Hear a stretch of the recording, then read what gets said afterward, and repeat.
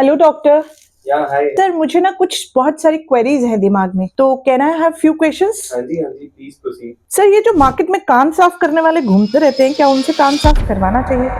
बिल्कुल भी नहीं। अगर आप करवा रहे हैं या करवाने की सोच रहे हैं तो आप लैंड अप कर सकते हो इन्फेक्शन के साथ, बिकॉज वो बिल्कुल अनहाइजीनिक इंस्ट्रूमेंट्स यूज करते हैं साफ करने के लिए, और जो दवाइयां लगाते हैं उससे एक्सटर्नल ईयर के इन्फेक्शन होने की समस्या हो सकती है और कान के पर्दा फटने तक की समस्या हो सकती सर आजकल बहुत ज्यादा ईयरफोन्स और हेडफोन्स यूज कर रहे हैं, तो क्या ये सही है? है। इसके बारे में मैं बोलूंगा, आजकल हेडफोन्स ईयरफोन्स एक नेसेसिटी बन गया है, तो अगर हम उसका सही डेसिबल लिमिट तक, यानी कि सही साउंड थ्रेशोल्ड तक यूज करें, बहुत ज्यादा लाउड बेस में ना यूज करें और बीच बीच में ब्रेक देते रहें, तो हेडफोन्स ज्यादा बेटर होते हैं as compare to earphones, because earphone से अगेन इन्फेक्शन होने का डर रहता है, डायरेक्टली वो पर्दे पे इम्पैक्ट करते हैं। सो हेडफोन्स थोड़ा सा साउंड प्रूफिंग और वो हेड कुशन के साथ आते हैं, तो ज्यादा इफेक्टिव। सर क्या कॉटन बड से खुद से कान साफ कर लेना चाहिए? अगेन ईयरबड्स को हम बिल्कुल डिस्करेज करते हैं, बिकॉज ईयरबड्स वैक्स को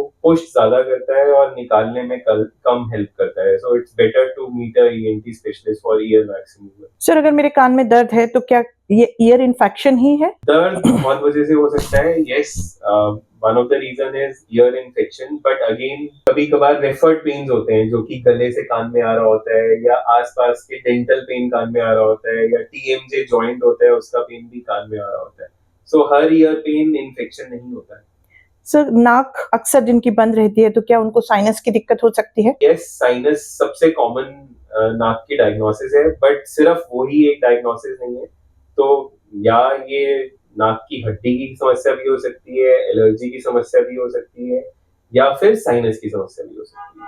सर क्या बार बार छींक आना कोई एलर्जी का संकेत है? बार बार छींक आना डेफिनेटली एलर्जी का संकेत है, और मल्टीपल छींके एक साथ आना, खासकर सुबह उठते ही या फिर शाम के टाइम या फिर गर्म से ठंड हवा में होना या किसी डस्ट के एक्सपोजर में आना, तुरंत छींके आए, तो ये एलर्जी का साइन है। सर जैसे एसी में ज्यादा रहने से भी क्या गले में इन्फेक्शन या सर्दी ये दिक्कत हो सकती है? अगेन इसके बारे में कहना चाहूंगा कि सबको नहीं होती है, बट कुछ लोग एलर्जिक प्रोन होते हैं, तो उनमें एसी की हवा के एक्सपोजर से एलर्जन सेंसिटिविटी बढ़ जाती है, तो उनको गले की समस्याएं, नाक की समस्याएं बढ़ जाती है, तो डायरेक्ट एसी का एक्सपोजर अवॉइड करना चाहिए।